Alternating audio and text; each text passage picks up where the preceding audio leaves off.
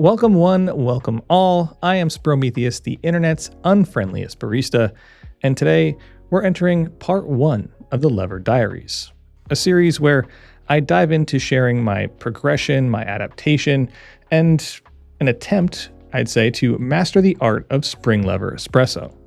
So if you're keeping track, in the last episode, the prelude as I called it, I covered the what, the how, and the why, essentially talking about why I made the transition to a Pro 800 lever machine that's considered fairly traditional and old school from the Decent, a very tech-forward, modern, contemporary espresso machine design, essentially running on an iPad.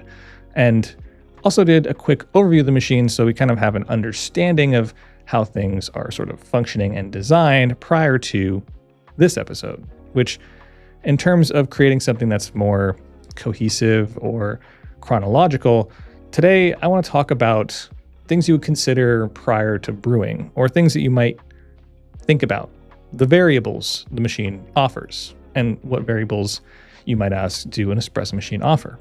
And the simplest of terms, they offer heated water and pressurized water. But a spring lever sort of applies them in a familiar but also slightly different kind of way. It sort of thrives on what I like to call consistent inconsistency.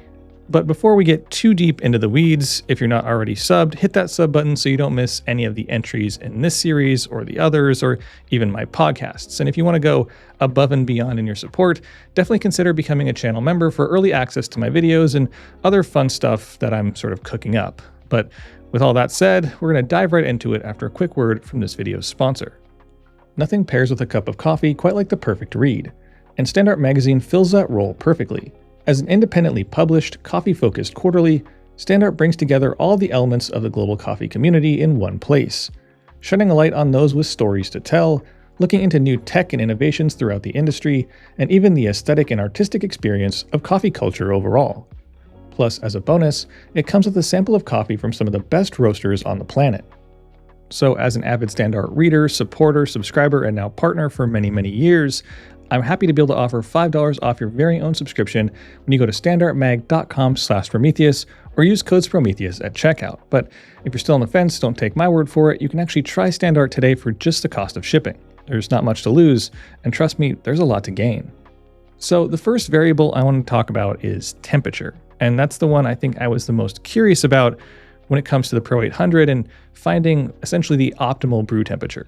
In case you missed it in the previous video, the machine is a single boiler, and it's set from the factory at around 250 degrees Fahrenheit, that's 121 degrees Celsius, which to many of us is obviously much hotter than we're told espresso should be brewed at, and with the standard range being 190 to 205, which I think is like 88 Celsius to 96.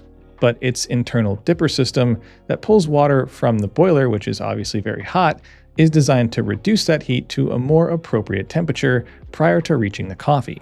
Now, from my understanding, there really only is one fairly accurate way to determine this, and that is with this tool, a scase. Now, if you aren't familiar with the scase, it operates in a kind of an interesting way. Essentially, you lock it into your machine like a standard portafilter, hook it up to a multimeter, turn that multimeter to temperature, and run your group. And through that process, the water actually flows through the scase, sort of mimicking the back pressure of an espresso shot and giving you the actual temperature of the water flowing through and not just sitting there in the group. So I pulled this basket out, which holds the scase device, and I put it in the basket on my Pro 800 and did some tests. So at the standard 250 degree Fahrenheit or 121 degrees set point, the group temp maxed out at around 217 degrees Fahrenheit, which is 103 degrees Celsius. At a 240 degrees set point or 115 degrees Celsius, it peaked at 212 degrees Fahrenheit or 100 degrees Celsius. And at 230 degrees Fahrenheit or 110 degrees Celsius, it peaked at 199 degrees Fahrenheit or 93 degrees Celsius. So those numbers are pretty straightforward. Essentially, it's soaking up, on average, about 30 degrees Fahrenheit or 16 degrees Celsius through that process, from boiler to group. But you may be asking yourself, okay, that's perfect. You can just set it to 230 degrees. You're getting roughly 200-degree water, and that's sort of where you want to be in terms of our understanding of espresso. But rarely are things in espresso land that simple. And honestly, this is a perfect segue to talk about the link between the boiler temperature and brewing pressure. And because we're talking about a spring lever machine where the spring produces the pressure for extraction, it did come as a bit of a surprise to find a 30 psi or 2-bar difference in peak pressures at different boiler temperatures with the same resistance in the portafilter. But then I noticed two differences from my higher, roughly 250 degree shots to the lower 240 and below shots, which at the tail end were often a little more foamy and had a lower total yield. And since the Pro 800 doesn't use a pump or any sort of machinery or mechanism to push the water from the boiler to the group, it does rely on the internal pressure in the boiler to do that. And essentially, it needs to have enough pressure to go up the pipe, through the system, and into the group, and fill the group, and do so in a reasonable amount of time.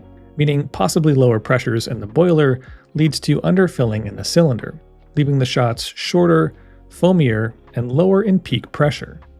But now, as we begin to talk about brewing more and more, I think it's important to also cover the lever, its functions, its positions, and how pressure is applied. So at its neutral position, it's of course not doing anything. As you begin to pull it down, there is a point where water is then being released into the group. You can actually hear that happening on the Pro 800. Once you pull the lever all the way down, it'll catch and you can pre-infuse for as long or as short as you'd like, or as it's called on spring levers, soft pre-infusion, because as I mentioned earlier, you're getting essentially the pressure in the boiler, which in this case is around 1 bar. From there, the ramp up in pressure begins when the lever is released and is gently brought up to a position where it meets resistance and is safe to let go. Then pressure from the spring and the piston is applied to the water very quickly. You can see the evidence of this on the basket face. But as fast as the pressure in the group peaks, it begins its slow ramp down. And that also includes the temperature in the group. And this is where the majority of the espresso flow or the extraction is happening. And since I mentioned it, and I'm also sure that many of you are curious, at a 250 degree set point, the shot temp peaks during pre-infusion, and through the duration of the shot, until flow stops, it loses about 16 degrees Fahrenheit or 24 degrees Celsius.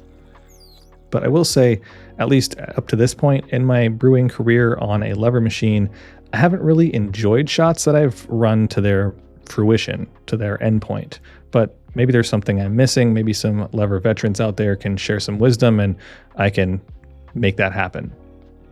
But with all that said, and even considering I'm still very new and definitely a novice in the spring lever brewing world or experience, I will say it does seem clear that these machines do feel like they are essentially a standalone in the espresso realm.